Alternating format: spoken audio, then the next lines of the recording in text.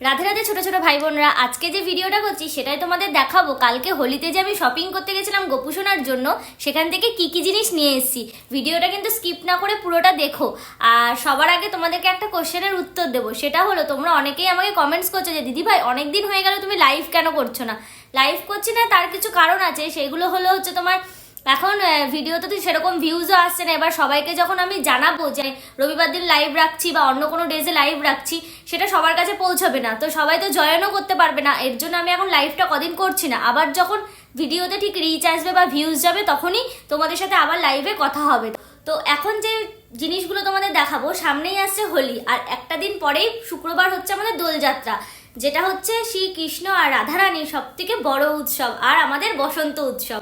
মজাও আমরা অনেক করব, কিন্তু সবার আগে যে জিনিসটা মনে রাখতে হবে সেটা হচ্ছে আমরা রং খেলবো, কিন্তু খুব সেফলি ভাবে। আমরা কোনো পশু পাখি বা প্রাণীকে এর জন্য আঘাত করব না বা তাদের গায়ে রং দেবো না, তারা কোনো রকম ভাবে কষ্ট না পায়, ঠিক আছে? আর যতটা পারবে ন্যাচারাল কালার দিয়ে রং খেলো, আর যে জিনিসগুলো বলার বেশি বেশি করে আবির দিয়ে রং খেলো। আর ফুল দিয়ে মানে হচ্ছে তোমার যেমন ফুলের পাপড়িগুলোকে তোমরা ছিঁড়ে সেটার হোলি একটা খেলতে পারো, মানে ফুলের হোলি যেটাকে বলা হয়, সেটা গোপু সোনার সাথে খেলতে পারো, প্লাস আবির দিয়ে তোমরা খেলতে পারো।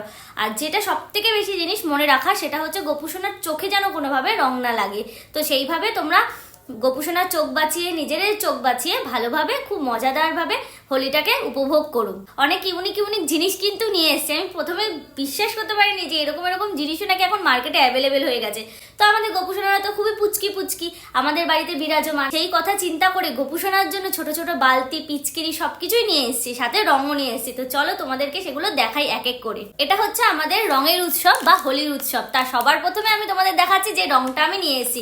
আমি কিন্তু কোনো প্রোডাক্টের রিভিউ এখানে দিতে বসিনি, ঠিক আছে? আমি জাস্ট তোমাদেরকে এটা শো করছি, দেখে আমি কোম্পানির নাম কি কি আছে সব কিন্তু আমি ঢেকেই দিলাম। তো এই রংটাই আমি নিয়ে এসেছি, গোপু সোনার সাথে এই রংটা দিয়ে আমি হোলি খেলবো। অনেকটাই সেফ, আমাদের স্কিনের জন্যও সেফ, ঠিক আছে? এখানে পুরো প্যাকেটে দেখে তারপরেই কিন্তু আমি এটাকে নিয়ে এসেছি। আর এখানে আমি নিয়ে এসেছি 3 ধরনের বালতি ও পিচকিরি। দেখো সাইজটাও কতটুকু, আর এটা কিন্তু মনে হয় মেবি লোহার বা টিনের কিছু একটা হবে, কারণ আওয়াজটা সেরকমই আসছে, আমি ঠিক বুঝতে পারছি না এটা কিসের।